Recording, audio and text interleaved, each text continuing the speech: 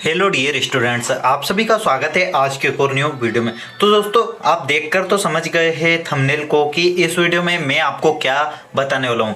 तो यार, आप सभी को पता है कि रुक जाना नहीं की दो पार्ट होती है, एक जून अटेम्प्ट होता है और एक दिसंबर अटेम्प्ट होता है, यानी पार्ट 1 और पार्ट 2। तो यहाँ पर एक स्टूडेंट का मेरे पास कमेंट आया था जिन्होंने मुझसे पूछा था कि क्या सर दूसरी परीक्षा जो हम देते हैं यानी पार्ट 2 एग्जाम हम देते हैं, तो क्या उसमें भी अगर हम फेल हो जाए तो अगले साल में जो परीक्षा वापस स्टार्ट होगी यानी पार्ट 1 और पार्ट 2 उसमें हम यहाँ पर वापस से एग्जाम दे सकेंगे या नहीं, या फिर हम एडमिशन करवा ले वापस उसी क्लास में, यह डाउट था। तो आज की इस वीडियो में मैं आपको बताने वाला हूँ कि आप अगले साल अपना वापस से यही एग्ज़ाम दे सकते हैं, जिस भी सब्जेक्ट में आप फेल थे उसी की, या फिर सारे सब्जेक्ट की आपको एग्ज़ाम देनी होगी अगले साल।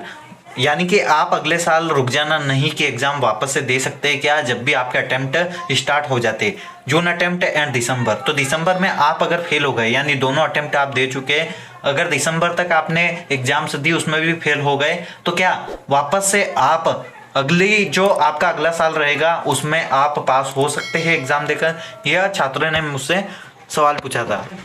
कमेंट में लिखा था इन्होंने, सर अगर फेल हो जाते हैं आरजेएन में यानी रुक जाना नहीं में, तो 2024 में यानी अभी 2023 में अगर दिसंबर में फेल हो जाते हैं, या इनका कहने का मतलब यह है, तो 2024 में आरजेएन के एग्ज़ाम होंगे उसमें फॉर्म भर सकते हैं क्या?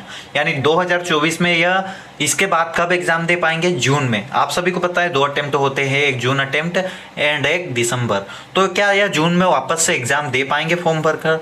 तो इन्हें बता दें कि हाँ, आप एग्ज़ाम दे सकते हैं जून में। अगर आपने जून यहाँ पर 2023 में भी एग्ज़ाम दी जून की, यानी आप एक एमपी बोर्ड की एग्ज़ाम देते हैं उसके बाद आप जून अटेम्प्ट दे सकते हैं फेल होने के बाद। अगर एमपी बोर्ड में फेल हो जाते हैं तो जून देते हैं, और जून में भी फेल हो जाते हैं, या फिर सप्लीमेंट्री एग्जामिनेशन वाले स्टूडेंट्स भी अगर सप्लीमेंट्री में फेल हो जाते हैं तो उनके पास चांस रहता है यहाँ पर दिसंबर में एग्ज़ाम दे सके।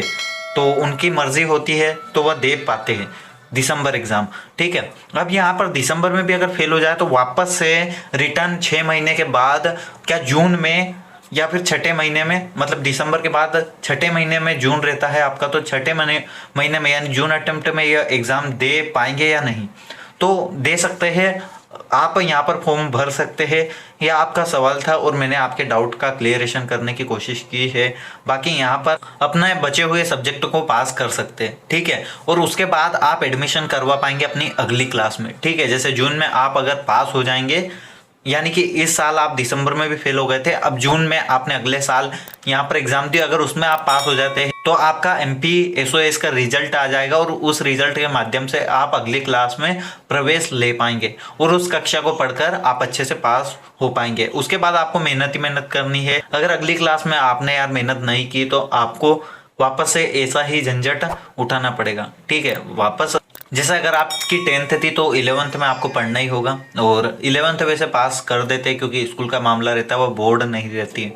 बाकी अगर कॉलेज में एडमिशन आपको लेना था तो आप जून में एग्ज़ाम देकर अपनी 12th अगर पास कर लेते हैं तो कॉलेज में भी आप एडमिशन ले पाएंगे। चलिए आज की वीडियो में बस इतना ही, मिलता है आपसे नेक्स्ट वीडियो में। और चैनल पर पहली बार आए हो तो चैनल को सब्सक्राइब कर लेना, साथ ही इंस्टाग्राम पर मुझसे डीएम करके आप बात कर सकते हैं, वहाँ पर मैं आपके डाउट्स क्लियर कर देता हूँ। चलिए, thank you so much for watching this video. जय Shri Mahakal, Vande Mataram, take care, good bye.